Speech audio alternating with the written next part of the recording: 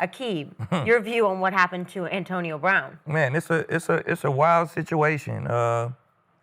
Evidently, the guy got grazed on the neck. That's where the attempted murder come in, and it's just unfortunate, man. I'm glad the dude okay, cause it could be worse than this, you know. So I don't know how this gonna end for AB. It's probably not gonna end good, and I just hate to see it, man. I hate to see great players like he the first ballot Hall of Famer in my book. Like during my time of playing, he was the one to me. You know what I'm saying? So did you cover him a lot? I didn't. When we played him, we put Chris on him, and I guarded Martavis Bryant. Martavis Bryant was the deep ball guy. He moss size, so I guarded the deep ball guy. And shit, he gave us 200. Put it like that. Say, hey, he gave us 200 that game. You know what I'm saying? So I hate to see guys' careers just get blemished like that. You know what I'm saying? Off the field, when they did so much on the field. You know what I'm saying? I feel like I'm in that same boat. You know what I'm saying? So it's a terrible situation, man. And I really don't think it's gonna end good. I don't see how. I mean, the shit can get dropped down, but even if attempted murder get dropped down, it's probably felonious assault or something. It's still bad. You know what I'm saying? So I don't see how it can end well for my dog, and I just hate to see him in that situation, man. Did you get to know him? Yeah, I knew him pretty good. He came out to Dallas one time. He was on this little tour, came to the gym. We chilled for about, probably all day. So I knew him pretty well. You know what I'm saying? Good dude, hard-working dude.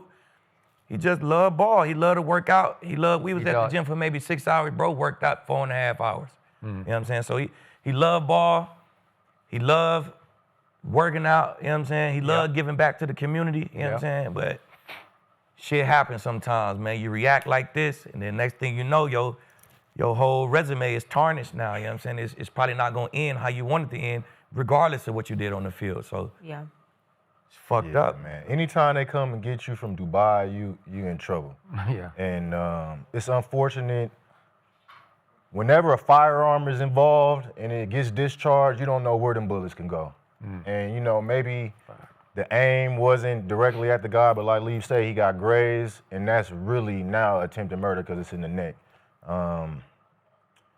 Just his legacy, what he done as a player, see one of our brothers, we've had a lot of passings in the last few years, and I mean, it's not a passing, but it's almost as bad as it can get other than that. So I'm just praying for him and his family, man, because I don't know him personally, not as much as Lee. I never really spent no time away from the field with AB, but through other friendships, he seems like a really good dude, works hard, and is about football, and sometimes when we don't have football as an outlet, which is seeming to happen for a lot of us post-retirement, it can get bad, so we just got to make sure that we checking on each other's mental health. It's a lot going on, within the game, outside the lines, so we just got to, man, it's a tough situation.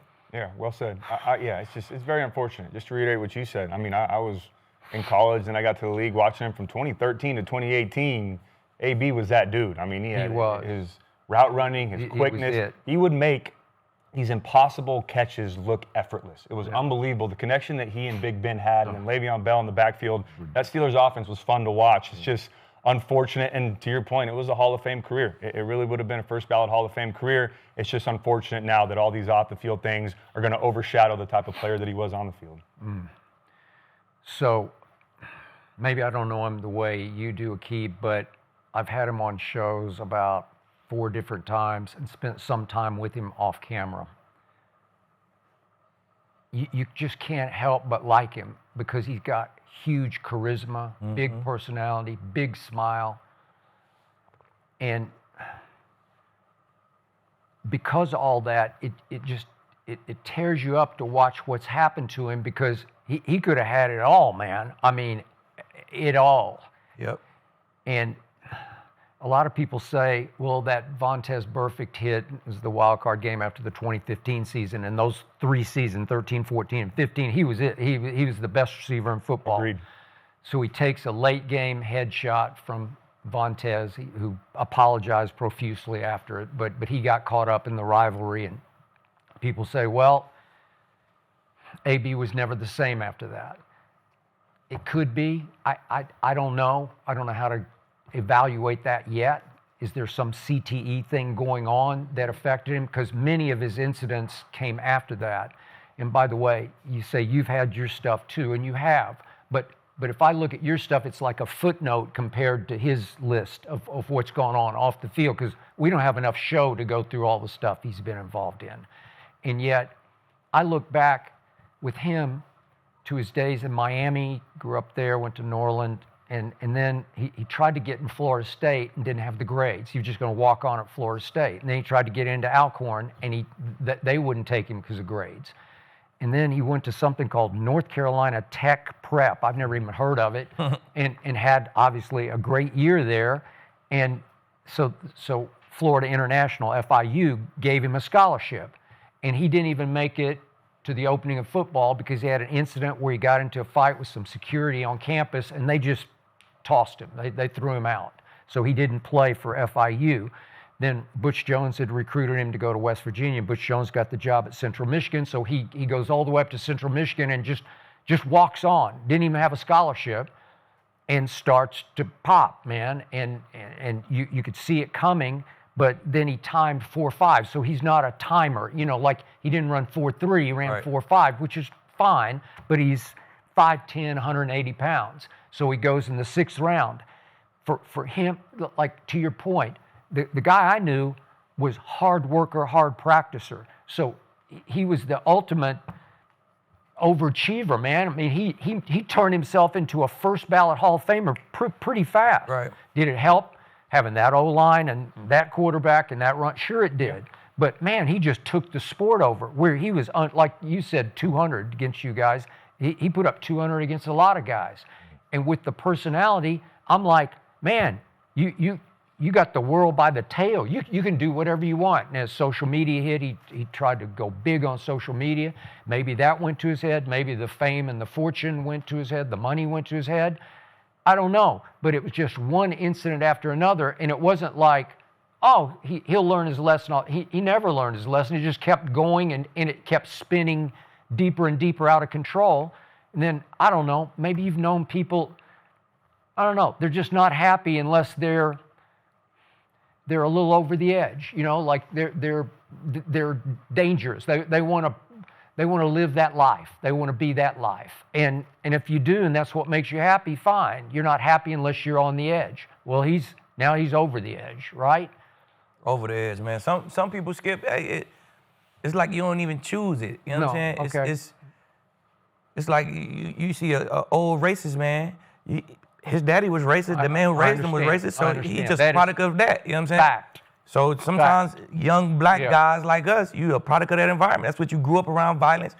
That's what you is, how you react to stuff, you know what I'm saying? So, hey, man, it's an unfortunate situation, man, but but at some point, you had to say no to that life, right? Of course you do. You got do. You got to.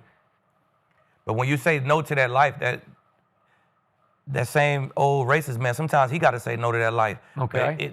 But he still came from it. Yeah. It's still his makeup. You know what I'm Ingrained in saying? him, It's how he was born. It's what he's seen all his life. It's how he grew up. Everybody in his family like that. You know what I'm saying? So sometimes it's easier said than done. You know what I'm saying? It's hard to grow up this way and then just boom, switch it and be a whole nother person. That shit is unrealistic sometimes. Yeah. But remember, even at the end, Tom Brady said, I want you. Yeah. I want you in Tampa Bay. Like I can win a chip with you. And they did.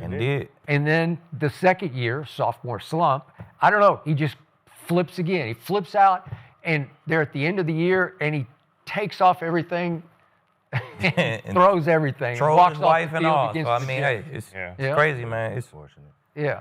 I was watching Point Break before I got here with Patrick Swayze, Keanu Reeves, right? Wow. Patrick Swayze character, his high was them waves, right? He had to stay catching them waves. And life wasn't life unless he was riding that wave. There you go.